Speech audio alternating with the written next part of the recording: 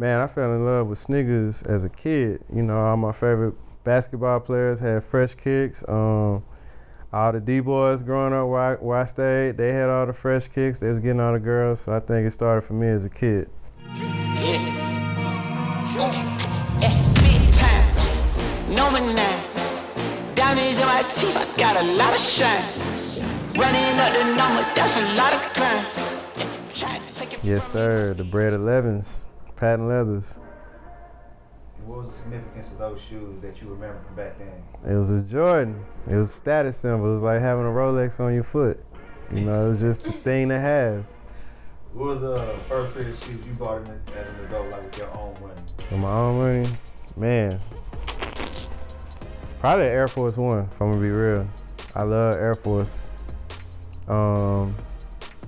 Regular sneaker, or are we talking like designer? Regular sneaker. Okay, yeah. We can say the Air Force. I think it was like some Negro League Air Force. They might not even been real. It was at this house. You remember that little spot in Highland Hills? By Sweet Georgia Brand? Yeah. That nigga used to have all them shoes in there. Yeah. I bought a bunch of, I don't know if they was real, but. No. Okay, well, yeah, them hoes down. Just cut that out. I just thought about that. You getting to wear designer shoes? Man, truthfully, when I started working at North Park Mall, there was a store called Barney's, New York, and I couldn't afford none of the shit in there, but I used to just go in there, and they had like Dior, Balenciaga, like all the stuff that's popping now. Like it wasn't popping back then, but yeah. As a, do you feel like as true sneakerheads, they gotta be able to wear both? Like you gotta be able to wear a cool sneaker like a Jordan or some Nike Off-White, or you gotta be able to do both and wear design as well? I mean, it's always good to have options, man, and you mix it how you mix it, but I'm a little older now, man. Them designer sneakers kind of hurt, so me, myself, I'd rather go designer on like a hat or a shirt or something, and then I do a badass Jordan or Air Force One, or, you know. That's my humble approach.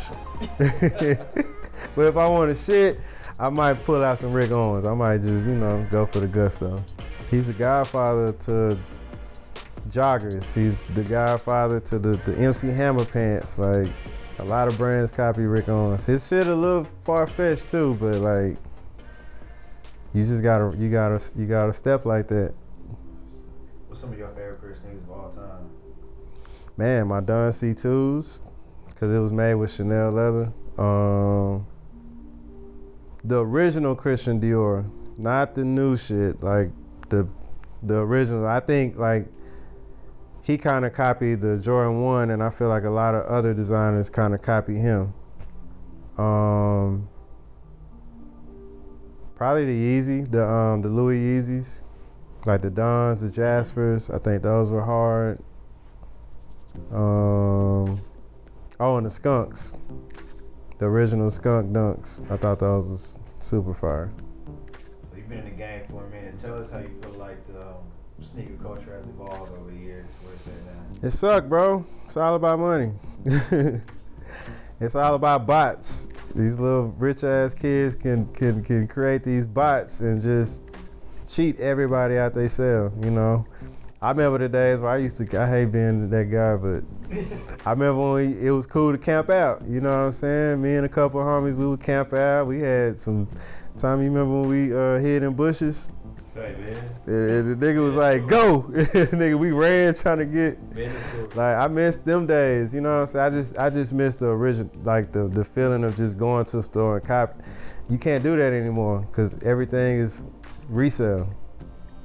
And I'm a reseller. I shouldn't say that.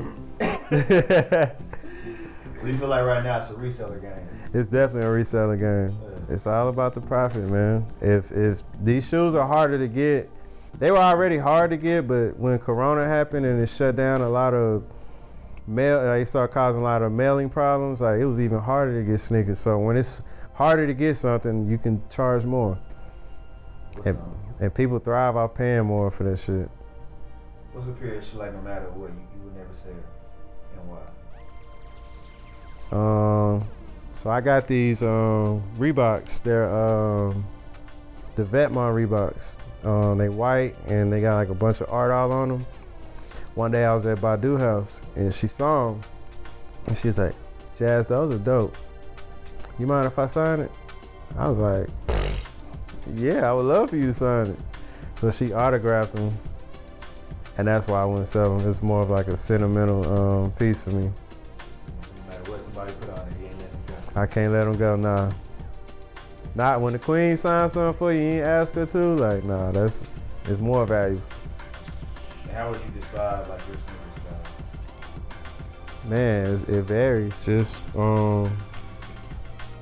classic, modern, and futuristic. I got the Yeezys that Hawaii thought was look like puke on feet. Nah, just, you know, it varies, bro. It varies from just sneakers to like high-end sneakers. What's the craziest thing you did for the little kids? What's the craziest thing you did for some shit? Shit, hide in bushes, and